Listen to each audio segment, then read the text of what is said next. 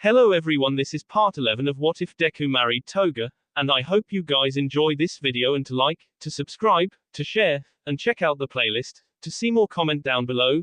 Now let's start the intro. They call me a god. They call me a god. They call me a god. Join my membership, the perks are great. It's in the description. Meanwhile, Katsuki Bakugo sits also bound to a chair. Though, minus the tea. He's in the company of more accommodating villains. The group surrounds him, varying from casual poses to stances with their arms crossed. Though the brash blonde refused to speak with any of them. Not without speaking to one specifically first. When Bakugo demanded, "Let me see Izuku," none of them knew who he was talking about.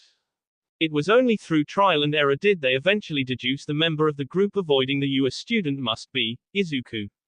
Akatani Mikumo pulls his mask off so that he can look his childhood friend in the eye. Despite being a clone, he has all the mannerisms and memories to be anxious during their reunion. Finally done being a coward and come to see me man to man, Bakugo barks at the familiar boy. He looks him up and down before softening his angry expression. "You kept me waiting days, dork." Sorry, Kaken." Mikumo awkwardly glances around the bar. All the other villains are watching with curious gazes. Especially Tomura Shigaraki. The boy's clone sighs to himself before taking a chair to sit across from the blonde. "It's been a while, he lets out an unamused huff next. "Where the F have you been? What the hell are you doing here?" Bakugo begins spitting out questions that have the other boy looking ashamed. Especially when the final question is, "Why didn't you come back to me?" earning a flinch as though it were a verbal blow. Before Mikumo's clone can give any answers to those inquiries, the leader of the bunch stands up from his bar stool to intervene. "He's with us now. You should join too." The whole point of Bakugo's capture had been to convince the boy to join them.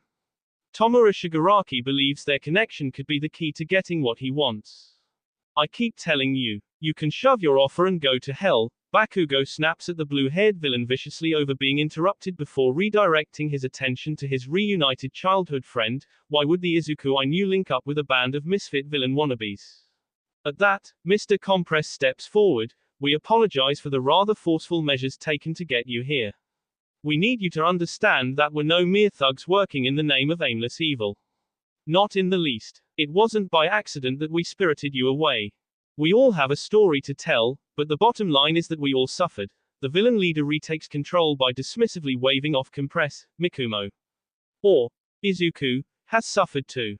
Himiko moves closer to the clone of Akatani, wrapping her arms around a single arm of his. "Hey, why is he calling you Izuku?" She keeps her voice down to a whisper. Later, Akatani returns her gaze apologetically with the promise of explaining things eventually. Even for a clone, he feels the same guilt the original version would. "Oi, I asked you AF question," but he has to deal with Kaken first. Bakugo looks between Himiko and Akatani, expecting answers. He's right. The clone recalls the ridicule over his quirk and the other difficulties he had to face. "Society did this to me just the same as it did to them. That's BS and you know it." Bakugo growls out through clenched teeth. Mikumo's eyes lower and see that the bound blonde's fists are in a similar state. "Maybe," is all Akatani can say in response to that. Suddenly, the sound of a rapping at the door draws everybody's attention. Nobody was expecting the knock, let alone any visitor in general. Pizza, let alone a delivery driver. Did someone here order AF pizza? Shigaraki shoots the group a glare but none of them fess up. "Well, other than twice being twice. I did. Hell no, I woulda got takeout." He earns a sharper stare from the villain leader. And then, All Might smashes the wall down with the door. "We are here," he announces his arrival through the self-created entrance. But he's not alone. Branches snake around the room, wrapping around each of the villains and capturing them. Kamui Woods crouches on a stack on crates, using his quirk to subdue the group. Dabi's blue flames start to ignite as a counter to the wood. However, Vlad King is another hero that makes his presence known. The blood manipulator hardens his plasma to reinforce the flame user's imprisonment. Kurogiri, Shigaraki calls for warp support next. But Edgeshot takes out the bartender before he can use his quirk, moving faster than the speed of sound. The villain group are completely outclassed. All Might stands at the center, his gaze meeting Akatani Mikumo's clones.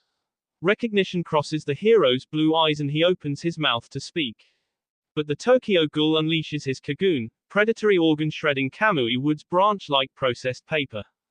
Don't try it, All Might moves just as fast as Edgeshot did. A big burly hand snatches the ghoul by his much smaller arm. In an effort to escape, the clone contorts to dislocate his shoulder. Instead, Akatani's arm breaks, and gray gushes out instead of blood. Izuku, Bakugo stares in shock as he witnesses both his childhood friend oozing away and the heroes having come to rescue him. Akatani, Himiko shrieks in horror and confusion too. I don't understand. Shigaraki fidgets in his wooden restraints. His bloodshot eyes land on Twice as he wonders, where is the real Tokyo Ghoul? At the bar, All for One makes his arrival known. Nomu are transported from their preservation tanks, no longer needed to be reserved for a time of usage. They vary in form, shape, and size. One with chainsaws for arms cuts through cops. Another tackles Endeavor. All for One walks through the havoc undisturbed, Aura crossing the street and entering the bar. Kamui Woods, Edgeshot, and Vlad King fall to their knees immediately. The intimidating presence is enough to make them gag on their own blood. Only All Might remains standing, though not without shaky knees. All for One, he growls through gritted teeth in recognition of his old rival. The sinister force wears a special mask to compensate for the need of life support machines, free to terrain the grounds. Come to Kami a second time, All Might, the villain greets the hero with a presentative spread of his arms to show that he's very much alive. Or shall I be the one KU? His fingers start to fold in preparation for an attack. All Might's eyes broaden in anticipation. Run! All Might tries to warn the others of just how powerful this man truly is. But it's too late. All for One devastates the area with a mere snap of his fingers. All the number one hero can do is make the judgment call to save one person. He chooses Bakugo, still just a kid. He shields the blonde boy with his muscular body and takes the brunt of the blow. Blood seeps out from the corners of the hero's mouth, but he wipes it away to hide any signs of weakness. Then he spins back around to face the imposing suited figure of his arch nemesis. You've gotten weak. You would have rescued everyone in time during your prime. All for One taunts his rival with a tone of amusement. Out from the corner of his eye, All Might can see the charred corpses of his allies. He yells in a fit of rage, charging the villain responsible. Wasting no more pretenses, the battle begins. All for One spins his still raised hand, calling upon the raging fires surrounding the area with pyrokinesis. The flames flash focus to a scented ball, combining to make one big blast. The inferno burns brightly as it's launched at the hero. But All Might intercepts, pausing his rush to bring his own hands up and claps them together as hard as he can. The collision causes a shockwave, the gust of wind booming with a thunderous sound as the flames are dispersed. That same air begins to vibrate before it can disperse like the flames. All for One utilizes the noise provided by All Might's power, weaponizing it and redirecting it as a sonic boom. The air pressure is an aftershock of the sound being scented. All Might brings his hands to his ears next, covering them as tight as he can to block out the deafening noise. Even with that defensive move, sound seeps in and causes his ear canal to bleed. The lack of fire and heat in the air starts to become known. The temperature drops rapidly, controlled by All for One. All Might gasps, a breath of condensation, his massive body beginning to frost over. Before it can completely be encased in ice though, he flexes his muscles and makes the hardening shatter. His body freed up, All Might takes the opportunity to go on the offensive. He closes a hand into a fist and brings it down. His punch hits the ground, making it shatter like glass instead of concrete. The unstable surface would trip up anyone other than All for One. But for the villain, all it does is give him a proper push off to begin levitating. The monstrosity is now airborne. All for One whips an arm back and then swings it forward, fingers jutting out in a crazed spiral. All Might leaps back and watches as they morph into a reptilian form. A giant serpent bares its fangs, striking just as quickly as a real snake. All Might catches the bite before it can close on him, holding back its jaws. The bite force isn't strong enough to rival All Might's power, but it does force him to dig his feet into the ground for a good grip. The floor starts to grab onto All Might's legs, holding him just the same as he's fighting back the snake. He glances down to see the rubble shifting and covering his feet, but he can't move without compromising himself to the reptile. He has no choice but to pull in separate directions with his arms, snapping the serpent's jaw. It slinks to the floor, dead. Then All Might rips his feet free. Meanwhile, the ghoul is about to rip into the villainous doctor that caused him so much grief.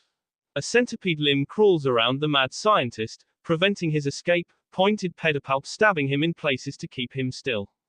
Gigantomachia, the doctor squeals in agony as he writhes with pain.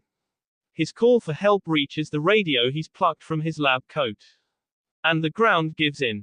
Then the ceiling. Then the walls. Everything collapses as something colossal rises up from the depths of hell. Debris rains down as the ghoul leaps from rock to rubble, Doctor screaming in the centipede-modified monster's grip the whole while. A body as jagged as the stone that's being broken climbs out from the enormous pit that's been made. The ghoul's limbs rattle in warning as the doctor is raised higher up. Let him go, the living calamity booms through protruding canines. The scale of the equal monster is that of a skyscraper, towering over the buildings that haven't been demolished by its arrival. The ghoul's response is tightening his hold on the doctor. The hardened limb wrapped around the scientist's waist constricts, snapping the man's spine. His lungs burst next, cutting off an inescapable scream from the doctor's throat. Sharp legs tear at the bent F, ripping it apart and exposing raw tissue. Behind fogged lens, the doctor's eyes widen until they pop out of his skull. Watching from close by, pro-heroes Best Jeanist and Mount Lady are appalled by what they're witnessing. The more experienced hero recovers first, stumbling over his words only slightly as he shifts his focus from the ghoul to the giant. That one looks like a job for you. But the blonde heroine shakes her head, mouth agape as the ghoul sprouts more centipede limbs. Each additional appendage is larger than the last, dark armoring reminiscent of a dragon's scales. Risen up to the same height as the giant, the ghoul becomes his own imposing monster. I don't think I'm the only one who can increase their size, she murmurs out in horror of what's transpiring. Earth plates shift from the blows being exchanged by combatants in the Kamino ward. Panicked crowds topple over one another, the stampede stepping on the fallen and stomping them to death. Officers who attempt to evacuate the crazed civilians get knocked over and trampled on as well. Mayhem moves the screaming storm into traffic where cars are running people over or crashing into one another in an attempt to also flee. A news copter captures the chaos as it flies overhead, reporter clinging to her microphone with a sweaty, shaky hand. The pilot tries not to fly too close to the destruction for fear of being caught within the blast radius. The cameraman zooms in on the ground, lens focusing. Two figures are across from one another in one of the many craters that have been made. All Might primes himself to take a mighty leap, planning to jump for his enemy. But pauses when a resounding roar encompasses the battlefield. The hero whips his head in the direction of what sounded like an angry scream, searching for the source. But smoke begins to envelope his surroundings. Another one of All for One's stockpiled quirks. With his environment concealed, All Might is forced to ask, "What was that? What did you do?" instead of seeing for himself. All for One replies, "My latest creation. I think it's time you finally meet another renowned monster." The tearing of a centipede's legs just as loud as the ghoul's war cry. Armageddon overtakes Kamino ward. Buildings reduced to rubble and air turned to ash, only fire rises. Any civilians that were in the area are either buried or crushed. Cars lay overturned and on their sides. Anguished yells of the dead haunt ground zero, cries morphing into monstrous roars that continue to shake the trash terrain. Forcipules skitter up the leg of the giant villain that had appeared on sight not too long ago, venomous claws of the equally massive centipede stabbing into the behemoth's thick hide. The predaceous arthropod wraps itself around the thigh of its prey, constricting to cut off blood flow to the limb. Black armoring pads each segment bearing of the much longer appendage belonging to the ghoul. The giant tries pounding at the scale shielding but to no avail. A second centipede ties itself around one of Gigantomachia's arms, hindering the large villain's movements even further. The Chilopoda squeezes at the hulking Goliath's elbow, tightening until the bone joint bends inwards. Flaming plots of collapsed structures flicker out from the updraft that the giant's yell causes. A third centipede wraps itself around the villain's waist, adding friction. And a fourth snakes around the giant's neck, cutting off oxygen. Gigantomachia's screams are silenced as he gasps for air. He tries using his free hand to pry the centipede off, but the predatory appendage of the ghoul has already sunk its forcipulls into the villain's flesh. But rather than hung up by a noose, the death trap tugs the giant down. The bigger they are, the harder they fall. Gigantomachia digs a grave, a crater of his own creation, making his tomb as the rubble buries his body. A timbering tree would be putting the collapse lightly. The draft of dust and debris that flies up into the sky reaches the clouds, where the news chopper currently resides. Fog fills the air and conceals the vision of the helicopter pilot. The system beeps haphazardly when the rotors get resistance in the direction that they're spinning, causing the aircraft to hitch up and down. Everyone aboard grabs onto something tight and screams. Pebbles pelt the hull and the windshield, leaving dents in the metal and a few cracks in the glass. The pilot pulls hard on the joystick, trying to regain control of the aircraft. It takes a few spins, but the helicopter stops shaking and comes to a fine allude. Though the sensors are still going haywire and everyone's vision is still obscured from within the equivalent of a sandstorm. Everyone okay? The aviator glances over his shoulder to check on the cameraman and reporter. The cameraman is about to speak but covers his mouth before he can, to prevent himself from puking. Instead, he uses his other hand to give a thumbs up regardless. The reporter gives a shaky nod alongside him. A moment passes before the pilot returns the gesture. But then, the reporter's eyes broaden and she points, drawing the aviator's gaze back towards the front.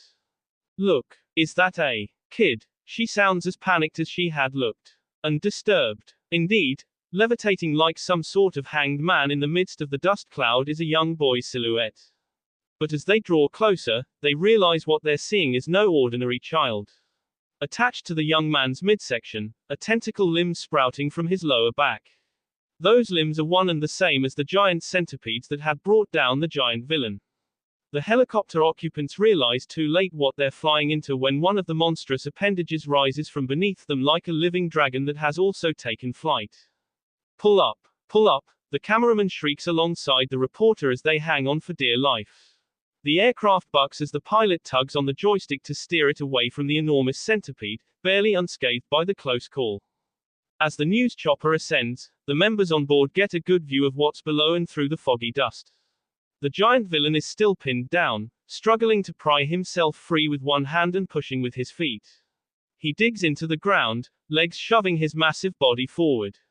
But all the giant does is further deepen his own grave. The centipedes that have the behemoth bound continue constricting tighter and tighter, armored shell versus scale plating. The giant is losing.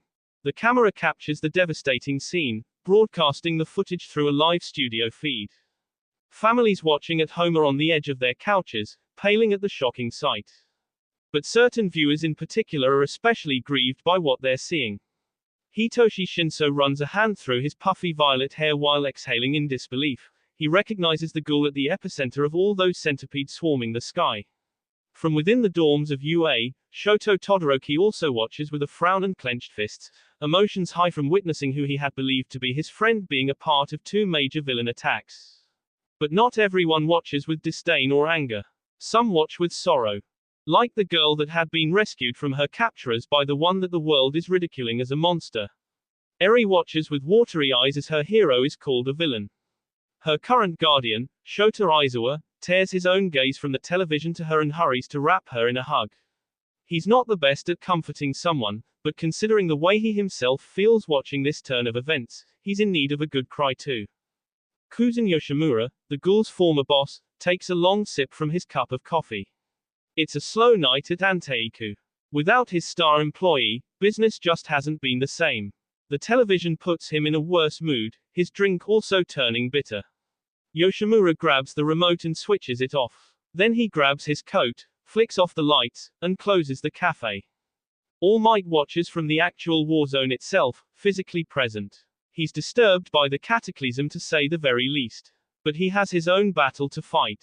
His arch-nemesis attacks with another of his billion quirks, a bolt of electricity craning across the cracks in the ground. All Might leaps away before he can be made into an electrical conductor. But jumps right into a maelstrom of sewer water risen and controlled by All for One. All Might fights the cyclone, using his signature Detroit smash to clear the weather.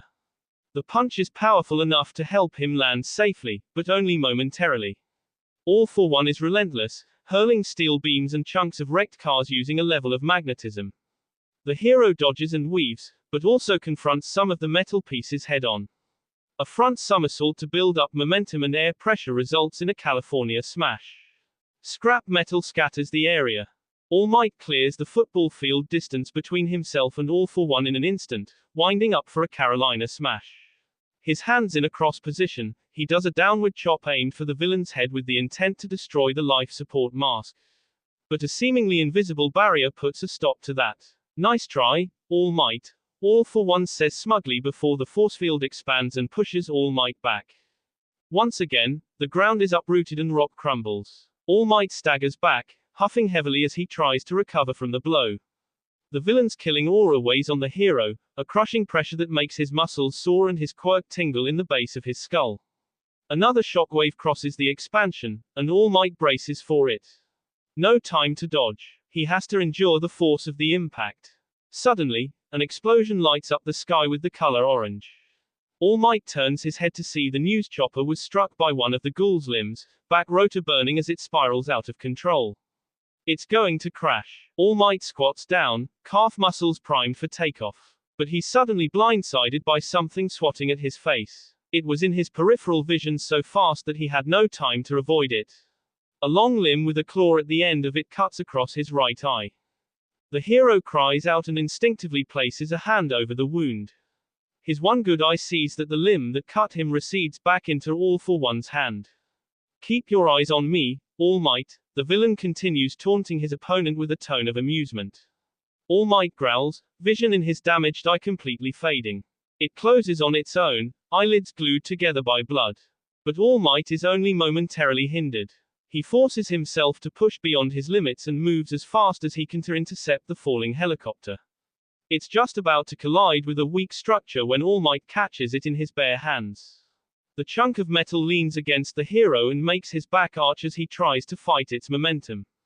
The top rotor spins still, resisting All Might's grip.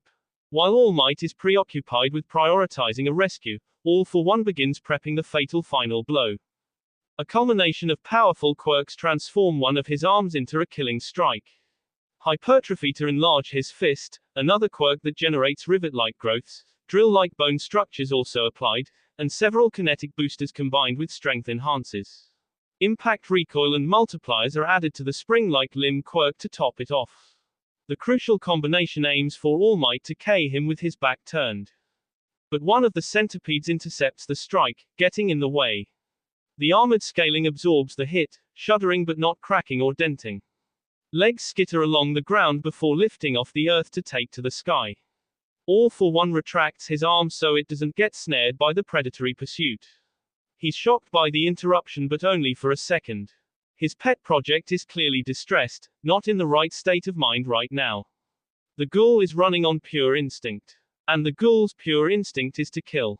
All for One generates a wall of flames to act as defense, trying to ward the centipede appendages off. All the fire does is irritate the crawling chilopoda. All for One, but the villain is forced to return his attention to his arch nemesis when the hero charges once again. All for One curses under his breath. He had been too distracted by the ghoul's sudden intervention that he didn't put up his force field. He reacts to All Might's attack by intercepting it with his killing blow. Their fists collide, sheer strength disrupting the crater they're in and sinking the surface even deeper. A sonic boom erupts from the power output. Blood dribbles down from All Might's knuckles, his fist still grinding against All for One's. The amount of effort that he had to put into that punch drained him.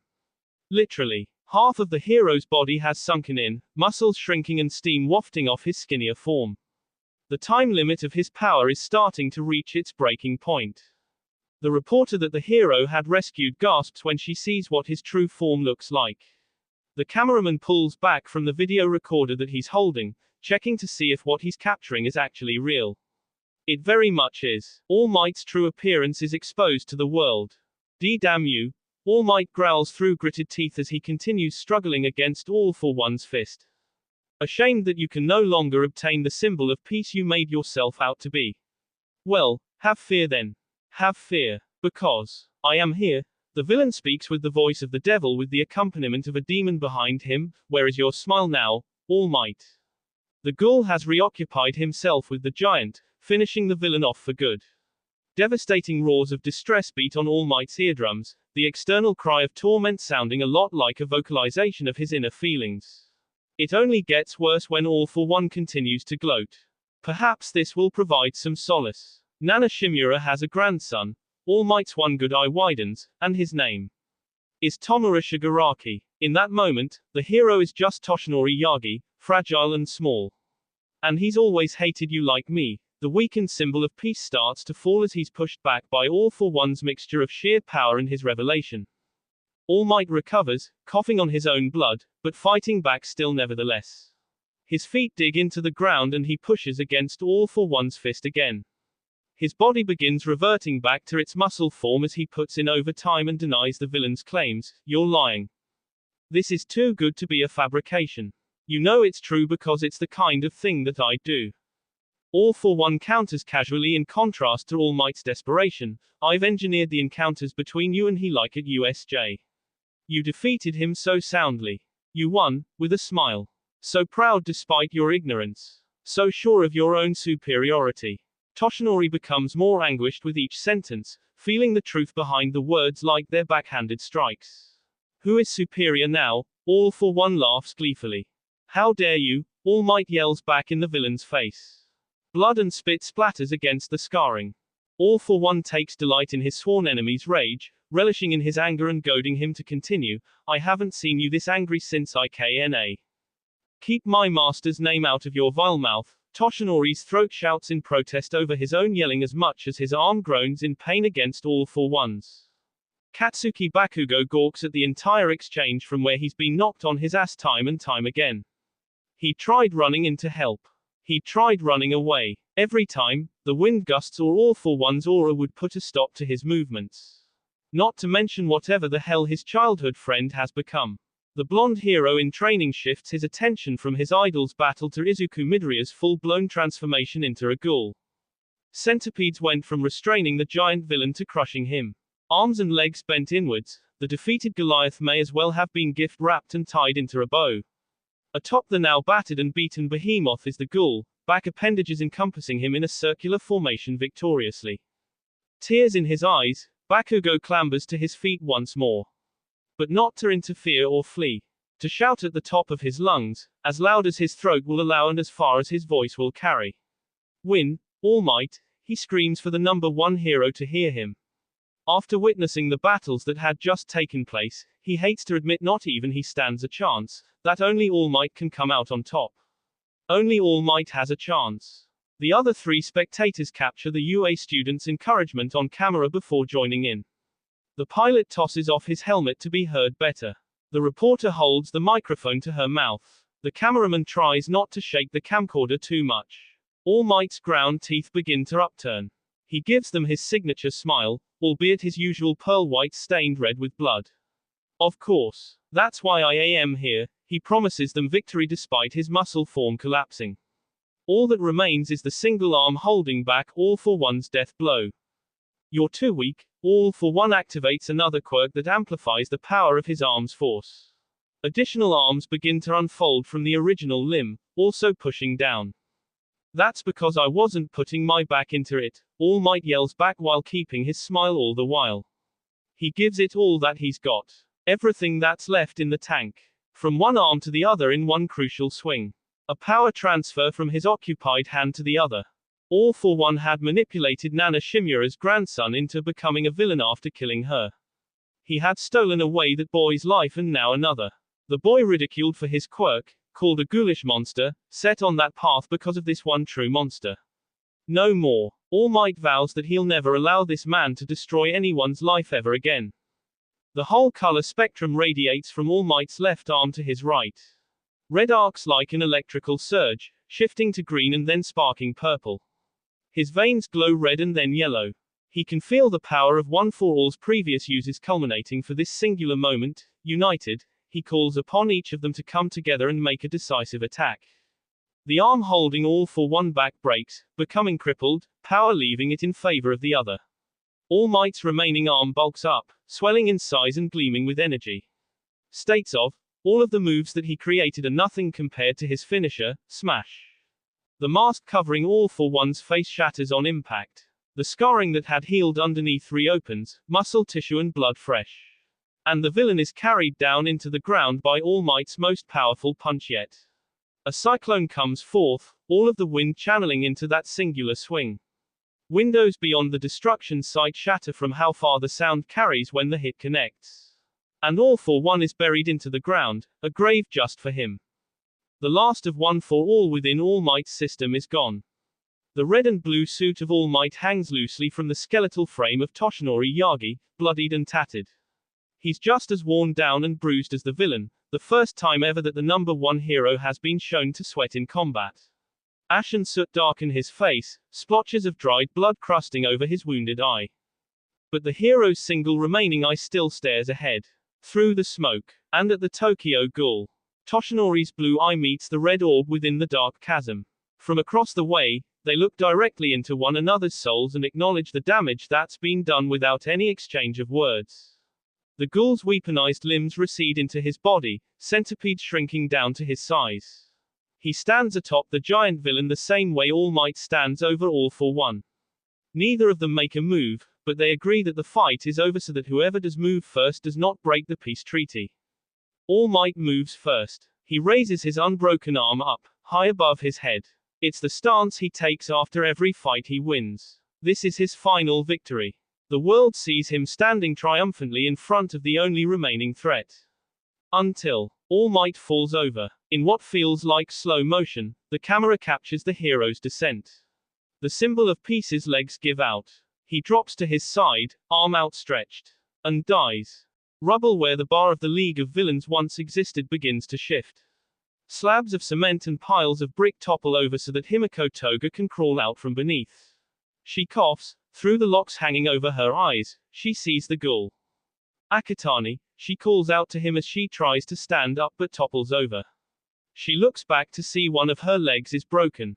When she faces forward again, she sees that her shout got his attention. He's looking back. Behind her, more bricks shift and give way to other survivors. Tomura Shigaraki gasps for air, only able to get on his knees. Dabi and Kurogiri also pull themselves from the wreckage.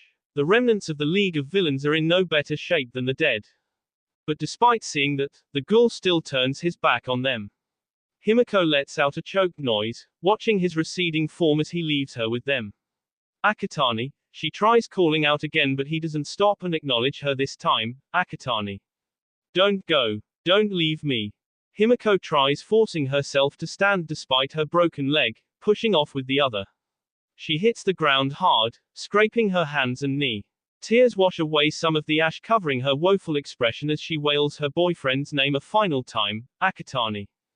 As she watches him leave, she has a feeling that's the last time that she'll ever see Akatani Mikumo. It's like he's somebody else completely. Across the way, Bakugo shares her outlook. There was no revival of his former self either. Izuku Midoriya truly is no more. Any reminiscence of then is gone completely. Now, he is just the ghoul. Above, the glassy sky breaks and rain begins to fall. Himiko's heart shatters too as she weeps. The setting sun glints off of his glasses as he watches the casket go down. Tsunade, All Might's former sidekick, stands beside the fallen hero's successor as the body is buried. Togator, among the other funeral attendants, don't bother holding back their stream of tears or choking down their sobs. The burial ground had been turned into a monument, the symbol of peace erected as a statue in his iconic pose as though he still stands victoriously. But the stone smile does little to comfort their mourning. The crowd gathering there still hold their own arms high over their heads anyways, candles flickering bright in their hands. The plenitude of little flames lights the area, orange glow radiating a glimmer of the hope that can be found there. Just as many people place flowers around the grave, a massive garden offering equal semblance. Pink petals flutter in the wind and red roses emit a vibrance like the fires that are lit. Parting gifts placed upon the ground weigh down goodbye letters and pictures that honor the departed. None of this was in the vision that Mirei Sasaki saw. Just the horror that had been televised. A bloodied and beaten hero, broken down to his last efforts. As predicted, All Might died giving it his all in a gruesome battle. He wants to be angry that he hadn't tried harder to prevent the outcome of his idol's death, or to weep in despair, but he's oddly more relieved. relieved that despite the harsh beating, his partner can be laid to rest and honored in such a way. In all the hero's glory, All Might's much-deserved love and adoration helps put Night Eye's grief at ease. Across the way, Sorahiko Torino hangs his head. He's also wearing a black suit and tie. The older man had already watched one of his apprentices die.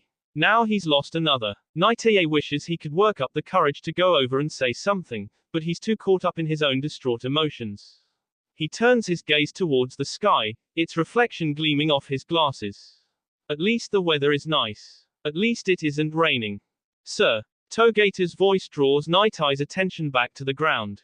Through the lens of his bifocals, he can see the hero in training has stifled his crying. Night Eye's heart bleeds for the boy, but he holds strong, not allowing himself to tear up in the blonde's place. He clears his throat so that it doesn't crack when he responds, "Yes, Mirio." Bloodshot eyes that had once glowed so vibrantly like Toshinori's stare lifelessly into Night Eye's. It really does feel like all of his idol, his partner, his friend, is gone. Togator helplessly, pleadingly asks, "What now?" Night Eye is at a loss for words himself. Despite being able to see the future, he has no idea what to do. Though that doesn't stop him from racking his brain to think of what All Might would say. The symbol of peace had entrusted his legacy to Togator, and it's up to Mirai to pass on that reminder. I'm sure what Toshinori would say. He removes his glasses to stare directly into the next one for all wielder's eyes. Is that your next? What comes next and who the next generation of heroes will face, though, remains to be seen. The company building, Detnerit, overlooks the same orange horizon. The sun sets on the city in waiting. From that high office view, Rikiya Yotsubashi massages his chin in contemplation. With the fall of All Might, as well as All for One, there will likely be a power grab. As the leader of the Meta Liberation Army, and successor to Destro, he hopes that now is the most opportune time to strike and claim that high position for himself and his cause. The echo of footfalls alerts the conspiring villain to the presence of another. Much to his shock, the shared company is a boy in his teenage years. To be more precise, he recognizes the kid as the one from the news footage during All Might and All for One's final battle. Except, the unruly hair that had been as black as his uniform is now bleached a pale white. And the tattered ghoulish mask covering his face looks more fixed to his skin. Destro, you and I have a common enemy. Even the boy's voice sounds more matured. More convicted to his own cause. The wind's sharp sting against her face, the way that it blows through her hair and brushes against her clothes, it doesn't feel the same anymore. There's no exhilarating rush of adrenaline as she bounds from one roof to the next. She feels the strain on her ankles when her feet make an impact. The full weight and pressure of bending her knees to push off and continue moving extracts a heavy toll of oxygen. Without the proper energy to endure this type of physical activity, the harsh reality of how much effort the body requires to pull it off really settles in the back of her mind. The blonde wonders if this is some form of depression that has weakened her. It's not the first time that she's been abandoned and left alone. But it is the first time that she's been unable to recover and bounce back. She curses under her breath, damning everything. She's not sure whether she had been running toward or from something or what that would have even been if anything at all, but now it's finally caught up. It's been a number of weeks now since her boyfriend disappeared. Not just days anymore. And he hasn't once tried reaching out to re-establish contact with her. To be fair, he must have been hurting just as much as her after the Kamino Ward incident. It took the first week for her to recover and heal most of her injuries. But now, especially with his quirk's healing factor, she had expected him to return to her. Yet, he hasn't. She closes her eyes when tears threaten to spill, the waterworks brimming at the edges. She won't allow herself to cry. Not anymore. From up high, she can hear the hustle and bustle of nightlife below. Car horns honking. Trash bins being loaded. Pedestrians crossing the street. Families and friends laughing. That last one pulls at her heart just like the sole thought of her missing boyfriend does. Friends. They seem in short supply. She wasn't even sure if she could trust Dabi anymore after what had happened. During their recuperation, the surviving stragglers of the League of Villains had a thorough discussion about the events that had taken place. Well, more so an argument than a conversation. Fingers had been pointed. Blame had been casted. It was a matter of who could shout profanities louder than the other at some points. And yet, the entire bull session replays in her mind as clear as day. Out of everyone that could have asked the question on all their minds, she hadn't expected Tomura to be the one who had addressed the matter. And he had put it so eloquently too. Shouted through his chapped lips was the brilliant formulated sentence structure, "What the F happened back there?" As always, Kurogiri scolded the man chilled like the parental figure of the group that he is. Language, Shigaraki, the misty member of the team, had sounded more exasperated than usual too. Just enough to seem suspicious to Tomura. "Did you know anything about it?" Tomura spat like the drops of saliva were venomous. His hissy fit was much more than a tantrum that time. If everyone weren't still recuperating at that point in time, his rage would have no doubt triggered a fight of some kind. Instead, the danger simmered under the surface of angry expressions. "To what are you referring? The heroes? Of course not. Don't be preposterous," though Kurogiri had to mostly express his own frustrations through his tone considering his face is pretty obscured by the purple smog enveloping his body. He meant Mikumo, Dip S. It was at that point Dabi ran out of patience and lost his own temper. Or in hindsight, it could have just been an outburst from the aggravation he had over having to re-staple his burnt and sagging Fs. The blonde recalls her own outburst being based on pure emotion though. She knows that for a fact. She had been pissed. "You definitely had something to do with Akatani. That icky grey goop was your quirk," she had accused twice of being involved with Akatani's absence considering the way there had been two of the ghoul. Me. And twice had the gull to act innocent. Even behind his mask, he feigned complete shock when it came to being blamed. The Psycho Bee is right. You cloned him, though she had been grateful at the time for Tomura backing her up. He had even gone as far to force himself to his feet, hands twitching at his sides with the urge to turn the supposed traitor to dust. Why?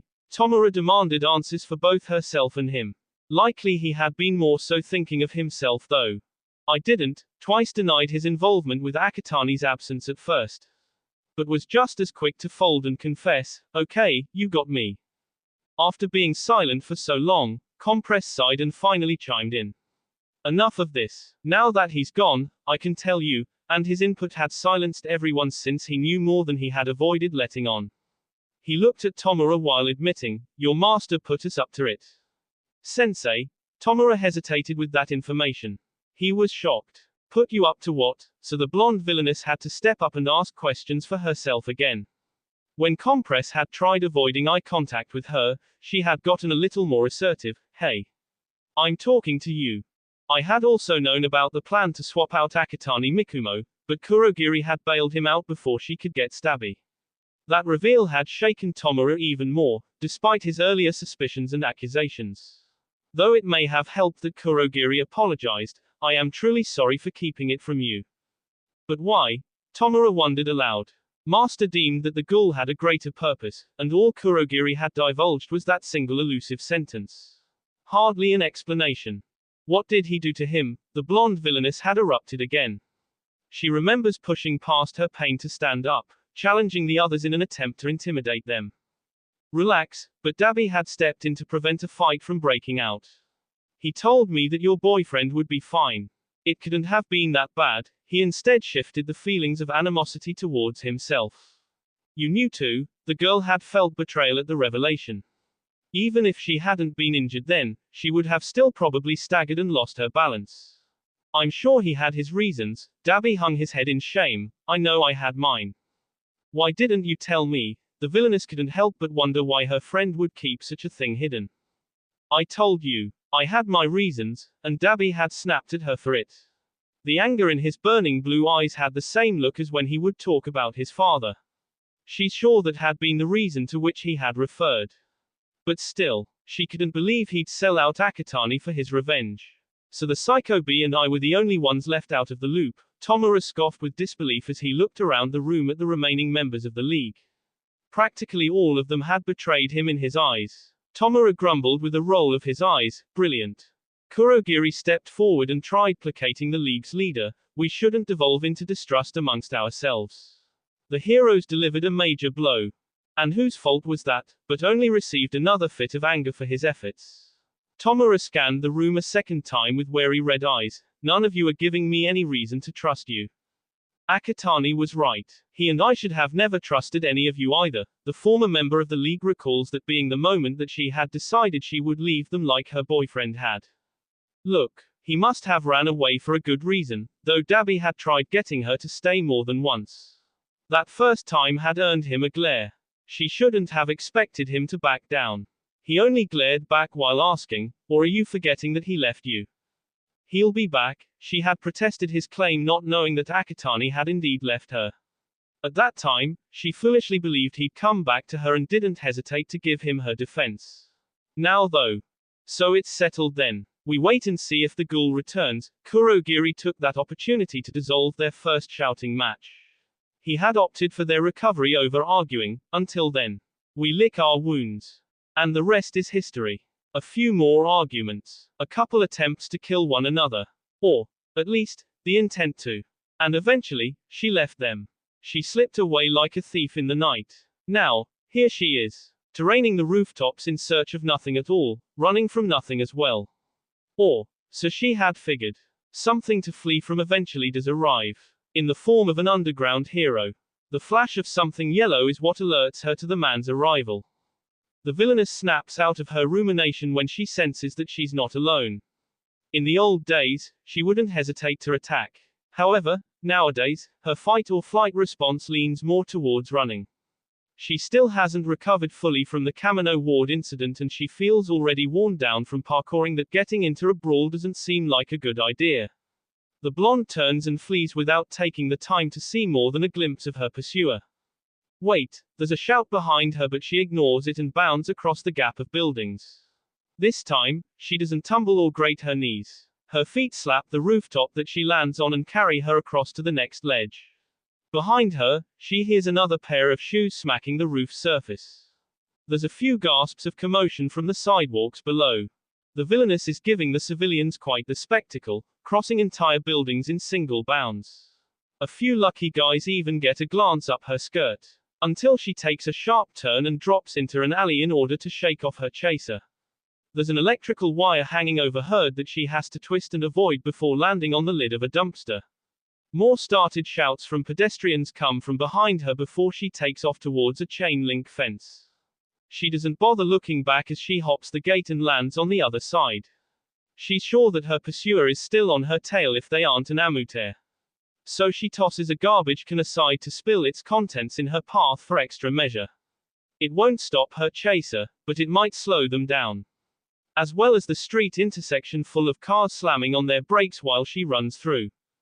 The blonde comes into another alley, this one with turns to take. After two, she starts climbing a brick wall by using its crevices as handholds. She thinks this is where she'll lose her pursuer. They'll likely run by and not know where she went. When she puts one hand over the other and scales the ledge, she isn't expecting to find the person chasing her already on the roof. He's an underground hero, waiting for her from a perched position on a ventilation system. Himiko Toga, a razorhead, addresses the girl he's been following with a small nod. His capture cloth billows in the wind like a regular scarf. For a moment, Himiko thinks that he's going to use it on her. Instead, he says, "I think you and I need to talk." The blonde sighs, plopping into a crisscross-seated position. Her legs finally gave out, unable to hold her up anymore.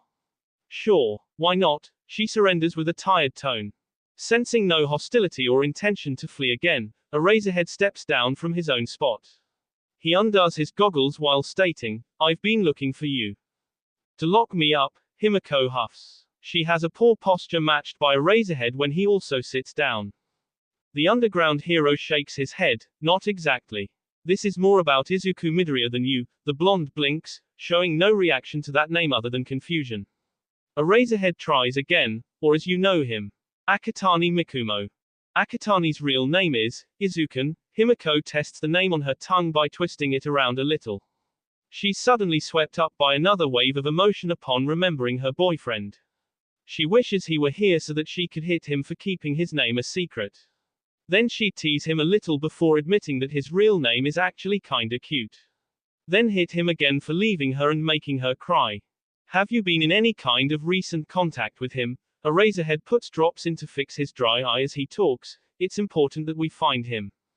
I know that. Himiko can't help but snap at the hero. She's wanted nothing more than to find her boyfriend. She knows how important it is. She simmers down just as quick though, it's just. No, I really haven't seen him. That's a shame. Eraserhead shakes his head with a disappointed sigh. I wanted to help him and I believed you were the only one who'd be able to make that work. Himiko sits up a little straighter at that. Help him. How? His reputation has been more muddled than ever recently, but Eraserhead is as despondent as ever. The underground hero runs a hand through his long hair in exasperation. Despite some property damage and going against his probation, he helped bring down a villain instead of aiding and abetting. I think that's worth something in court. I don't really know anymore. It might be futile. Himiko stares at the man in shock. And maybe even a little admiration. Aka Izuku. He was right about you. Her voice is just a whisper but the hero hears her. He looks up to see the blonde's expression softening. You're one of the good ones. You seem to actually mean well. I don't think I've ever met a hero quite like that. Eraserhead offers her one of his rare smiles. Not one of the creepy toothy grins he uses to scare his students, but a sincere smile. There's a first time for everything. There's an odd sense of humor to his reply that lightens the mood as well. Himiko smiles back while realizing, hey, you're watching Eri, right? Yeah. Eraserhead s his head in curiosity as to why the blonde is bringing up the girl he's taken in. Can I see her? But it all makes sense when Himiko tentatively requests visitation. The hero remembers the times that Eri would call Himiko her big sister. I'm sure Eri would love that. He agrees to the meeting with a nod. But the mild happiness subsides when he thinks about the other elder sibling-like relationship Eri has. Do you think he'll ever come to see her again? Eraserhead has a distant look as he glances at the city line. Himiko already knows who he's referring to. I hope so. Himiko finds herself staring off in that same direction. She wonders if he's out there somewhere. Or if he's someplace else entirely. Me too. The hero somberly sighs before his face furrows into a frown. He seems pretty busy with his new band of buddies though. Which catches Himiko off guard. Huh. Eraserhead looks back at her with an equal amount of confusion. You mean, you don't know the rumors recently? You don't? He searches for any sign of deceit or recognition to what he's talking about, but Himiko truly doesn't understand what he's getting at. What are you talking about? She asks with a hint of urgency to figure out what it is that she doesn't know. After leaving the League of Villains, he's made his own group, and Eraserhead drops a major bombshell on her. Her heart thumps in her chest as he elaborates further. It's an organization called Aogiri. The cracks in marble floors run with streams of B. The League of Villains arrive much too late to have dealt the killing blow themselves. They walk into the aftermath, the stench of D hitting them hard. Twice lifts up the bottom of his mask, puking out his dinner. They had planned on pillaging the place for themselves, but they are now no more than scavengers here to pick up the scraps. Tomura scratches at his neck in annoyance. He had wanted to dust something. But he stops when he realizes that the M had saved him the trouble of having to exert himself. Admittedly, he's gotten lazier while in hiding. Biding his time has turned into nothing more than survival. He and his small band of misfits get by on scraps. They haven't been able to rebuild what they've lost. Today's just another day they've gotten lucky enough to take it easy. Or so he thinks. Until the set of double-chamber doors slam shut behind him, sealing him and the League inside. Dabby. Light. Tomura orders the fire user to spark a flame for them to see in the dark. Whoever sorted the cult group didn't leave. They're still here. Perhaps even, this whole thing had been a trap. When Dabby ignites a blue flame in the palm of his hand, there's just enough illumination for the small squad to make out something crittering around in the dark. Spindly legs skitter along the floors and up the walls before the group can get more than a glimpse. What was that? Twice shrieks like a stereotypical schoolgirl that just saw a bug. Quiet. Tomura snaps with annoyance. He's had just about enough of Twice that he would turn the psycho into dust if the group weren't already so low on numbers. Instead, as much as he would hate to admit it, Tomura knows that retreat is their best option. Kurogiri, get us out of here, he orders the warper to give them their exit.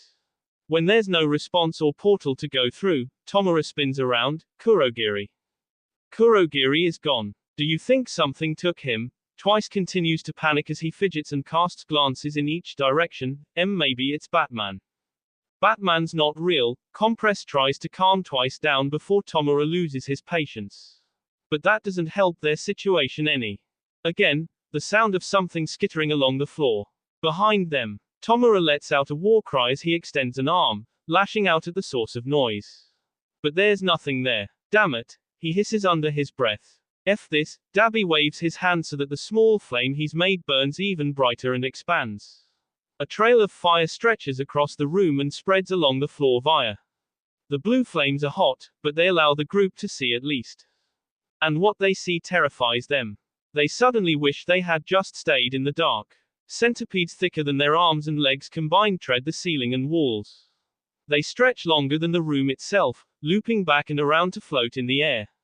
And at the epicenter, is a ghoulish visage. Hair bleached white, but body covered in B, the ghoul levitates using the appendages sprouting from the base of the back. Below the ghoul, stands 5 other freakish-looking beings. One a cold contrast from Dabi, dark blue parka covering their full body with the hood drawn up to hide their face, breathes a mist of condensation. Another is a woman with lilac hair and pale blue skin, a jacket with black fur around the collar hanging from her shoulders. Beside her, a man with a red iron mask covering his mouth and white hair like the ghoul matching his cloak. And beside him, a robed figure with their hair tied into a ponytail and an eyeless mask with just a fake mouth etched into it. Lastly, shorter than the rest, someone wrapped in so many bandages that they'd look like a mummy if it weren't for the maroon hooded cloak draped over them. What the foo? Tomura doesn't get the chance to finish. A centipede wraps around his throat, crushing his windpipe and snapping his N. Before Twice can let loose a scream, he's impaled by another of the armored appendages. Only then does he cry out. Oh God, I can feel it inside me. I'm real. I'm Rhea. He's broken apart from the inside out by the limb and D. Oh my. The blue-skinned woman below the ghoul covers her mouth with her hand to feign revulsion. But behind that covering, she's smiling. The shorter of the bunch cheers with a small applause, not hiding the delight while watching the horror show. The others' reactions are hard to distinguish considering they all have concealment for their faces. Dabi staggers back, glancing between the fallen members of the League and the group opposing him. Other bodies from the previous bunch to go down also scatter the floor. Knowing he has no chance, no matter the amount of firepower, he falls to his knees and holds his hands up in surrender. The ghoul undoes the zipper across the mouth of his mask. What sounds like Akatani brings some mild relief to the remaining member of the League. Hey Dabi. Long time, no see. Hey man, Dabi sweet drops. He doesn't know whether it's due to the heat from his flames or his nerves that are on fire though.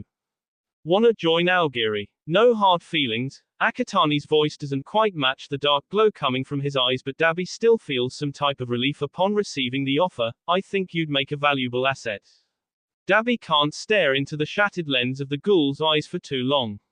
He breaks contact, seeing the beast scattering the floor that he's on, basically bows down like a sacrificial offering. To do what? He has to wonder what sort of agenda this group has if it isn't like Stain's ideology.